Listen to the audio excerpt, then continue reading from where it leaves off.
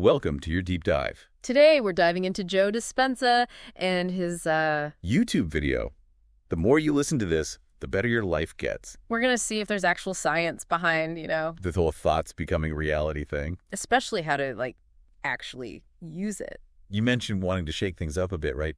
And What's cool here is Dispenza doesn't just use, motivational fluff. he brings in neuroscience, especially neuroplasticity. Can you break that down for us? What actually is neuroplasticity in plain English? Sure. So, It beginning means your brain isn't fixed. Okay. It's always rewiring based on your experiences. And important for Dispenza's message, your thoughts. Every time you learn something new, have a new experience. Or even just think the same thought over and over. You're strengthening certain neural pathways, So it's creating a mental rut, basically. yeah, you could say that. The more you think something, good or bad. The deeper that groove gets. Right. And Dispenza's point is, negative self-talk. Isn't just annoying. It's holding us back physically. He uses that radio analogy, we're always tuned to some station, right? Whether it's doom and gloom or upbeat possibilities. Mm-hmm. Me, if I start my day with stressful news. It's like I've set my dial to worry and can't turn it off. And the interesting thing is, There's a scientific parallel to that. the placebo effect, for example. Shows how strong our thoughts can be, even affecting our health. Whoa, really? Yeah, when people believe they're getting a strong treatment, Their bodies often react well. even if it's a sugar pill. It highlights that mind-body connection Dispenza talks about, It's like our brains don't always know the difference, right? between a vivid thought and what's actually real. Yeah. So if we're always thinking negatively, It's like our brains freaking out, pumping out stress hormones like there's a real threat. even if it's all in our heads. Exactly. Which leads us to Dispenza's big solution, visualization. He doesn't just mean daydreaming. He means creating the whole lead sensory experience in your mind. Picture your goal. Feel the emotions. Even smell the success. And as crazy as that sounds, There's research to support it. really, Oh, yeah. Athletes use visualization constantly to up their game. studies show that vividly imagining, nailing that free throw. Actually activates the same brain pathways as doing it. Wow, that's wild. It's like giving your brain a practice run. So when it's game time, it's already ahead. Exactly. And this is where it gets interesting for you specifically. You mentioned feeling stuck career-wise, Ray. Dispenza would say, start picturing your dream job. Really vividly what it feels like, your day-to-day, even your office space. Your brain won't know it's not real, and it's the first step. He also says it's not enough to just visualize. And wait for a miracle. This is where astication comes in, right? 100%. He's very clear about that. Visualization is setting the GPS, but you still got to drive. So bridging the gap between thought and action. What I'm hearing is it's not about never having a negative thought again It's more about noticing when we're stuck. and consciously choosing a different gear.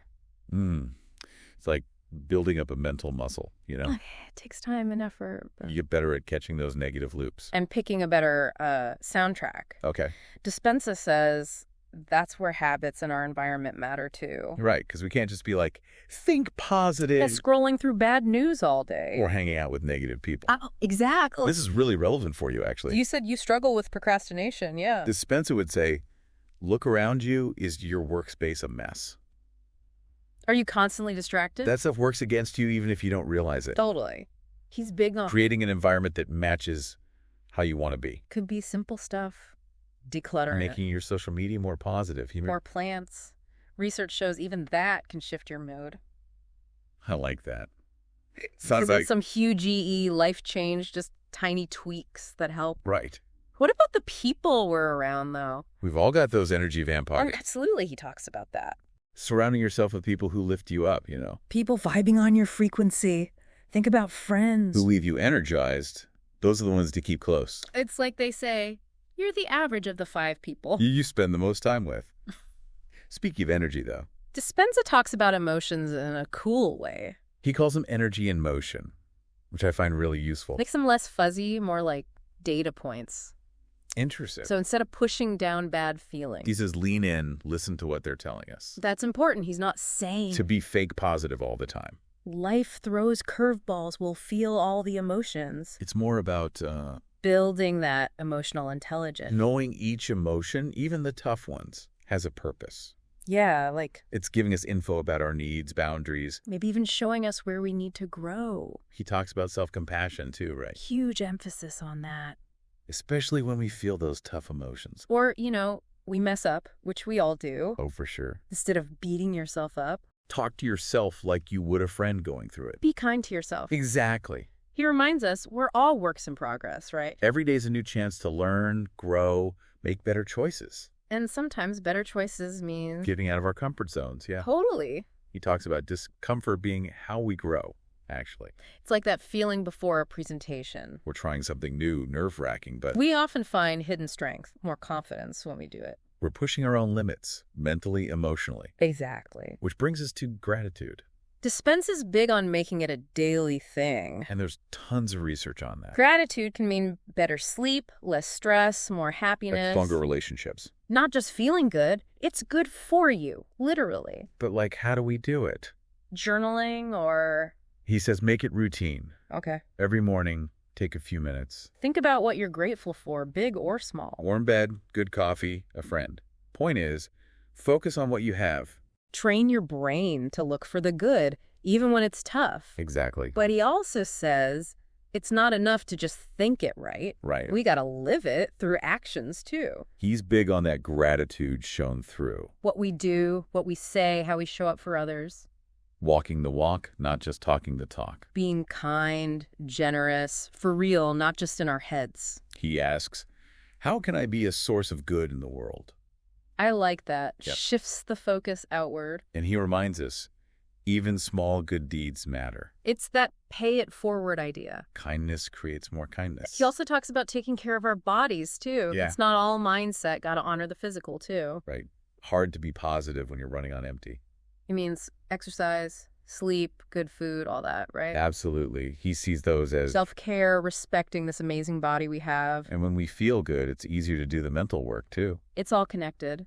One thing I'm curious about, though, He talks about living in the NW. how does that fit in? He thinks the present moment is the only place we have real power. Past is full of regret. Future is anxiety-ridden. Worrying is paying interest on a debt you might not even owe. Exactly. So, He says, embrace right now. enjoy the little things. Be present. That's where the joy is. Appreciate the journey, not just the destination. Life's happening right now. That's where we find fulfillment. He actually has this little trick. For when you're spiraling about the past or future, Oh. ask yourself, what can I do right now? To make this better, like this very moment. I like that. Brings it back to what we can control. But he's also real about it. Change isn't overnight. It's a journey, not a destination. He's big on self-compassion there. When we mess up, don't meet expectations, which happens. Oh, yeah? Those failures are just learning, he says. It's like you can't connect the dots looking forward. Only looking back. Right. Sometimes those wrong turns. Get us where we need to be. Exactly. He's big on intuition, too. That inner voice, the guidance we often ignore. Mine's usually drowned out by my inner critic. Any tips on actually hearing it better? Meditation, journaling, that kind of thing. Quieting the mind so your inner wisdom can speak. Like building a muscle, the more we use it. The more we notice those nudges, start trusting ourselves.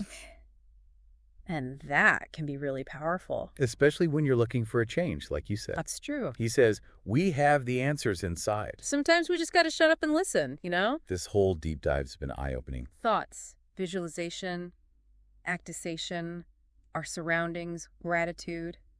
Dispenza's message at its core is, You're not along for the ride, you're driving this life. I like that. You choose your thoughts, shape your reality. Create a life that really fits you. And so much comes back to, like you said, Taking action, making those thoughts real. 100%. So thinking about everything we've talked about. What's one tiny step you can take this week? Something small that'll move you towards your vision. Could be decluttering, calling a supportive friend. Even just 5 minutes of quiet time each day. Just start somewhere and keep the momentum going. Remember, small actions, consistently. They add up. Until next time, keep diving deep. Keep exploring and keep believing in your own power to change things.